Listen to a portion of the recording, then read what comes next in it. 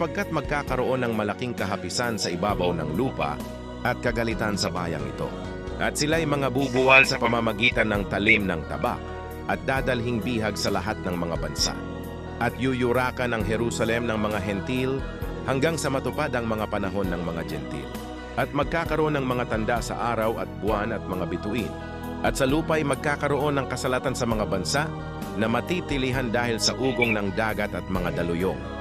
Magsisipang lupaypay ang mga tao dahil sa takot at dahil sa paghihintay ng mga bagay na darating sa ibabaw ng sanglibutan, sapagkat mangangatal ang mga kapangyarihan sa mga langit.